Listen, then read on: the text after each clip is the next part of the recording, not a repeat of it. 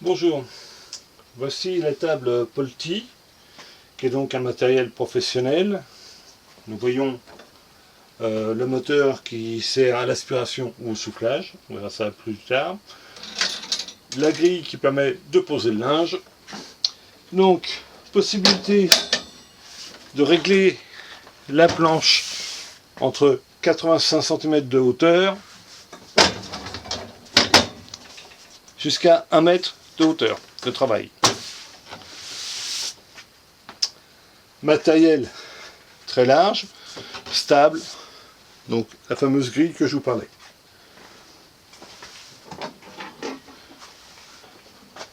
Voici maintenant la centrale vapeur avec son fer, la tige qui est donc le guide-fil du fer à repasser, le bouchon d'emplissage qui est un bouchon de sécurité, c'est-à-dire que quand il y a de la vapeur, le bouchon n'est pas manœuvrable, et le tableau de commande. La prise pour connecter la prise de la planche et les deux fixations de la centrale sur la planche. Donc la centrale se met au niveau de la planche par l'intermédiaire des deux supports. On visse. Le câble, donc avec un détrompeur,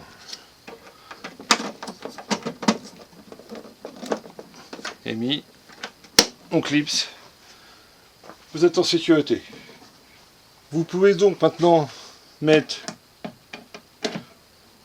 le guide pour le fer, détacher le fer qui prend sa place naturellement et passer le câble dans le guide câble. Voilà. Pour la centrale, vous avez le bouton marche-arrêt de la chaudière, marche-arrêt complet, et le bouton aspiration et soufflage de la planche. Ici, réglage du débit de vapeur de plus ou moins important. Après, il ne vous reste plus qu'à brancher la centrale. Je reviens dès que la centrale est chaude et que la vapeur est formée. Ça y est, le fer est chaud, la chaudière, la vapeur est créée, donc le fer est en bon état. Vous avez ici un voyant qui vous indique la chauffe du fer, ou quand il est arrivé à température, ça s'éteint. Vous avez une gâchette de vapeur ici pour vapeur à la demande, ou ici pour enclencher la vapeur en continu.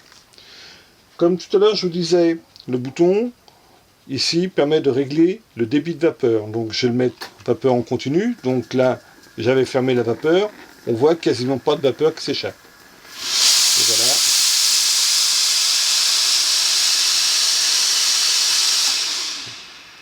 Ou sinon, à la demande. Voilà. Donc, je repose sur sa planche d'attente. La planche chauffe légèrement. Donc, elle chauffe pour éviter l'humidité de la vapeur, que l'humidité reste sous la toile. Alors, en dessous, c'est une table métallique spécifique, ajourée. Et donc, on a la possibilité de souffler de l'air. Donc, on va voir. Voilà, ça se lève. Alors ça, c'est pour les tissus. C'est pour les tissus délicats. C'est-à-dire que entre la vapeur d'un côté et le matelas de l'air de l'autre, c'est pour défroisser les tissus délicats. Autre côté, ici on aspire, c'est pour plaquer le linge sur la table. Donc j'ai pris un drap. Alors Comme vous avez compris que le repassage, c'est pas ma spécialité. Alors, je vais quand même trouver, montrer.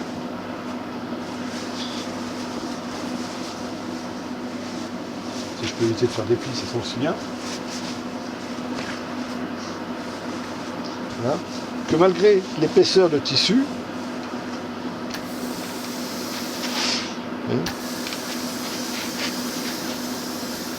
et bon là j'ai mis n'importe comment en dessous, il y a des plis, mais là, bah, là j'ai fait quand même pas mal de faux plis, surtout les vrais. Voilà.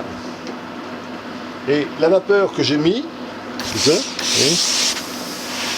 elle est aspirée directement dans la planche.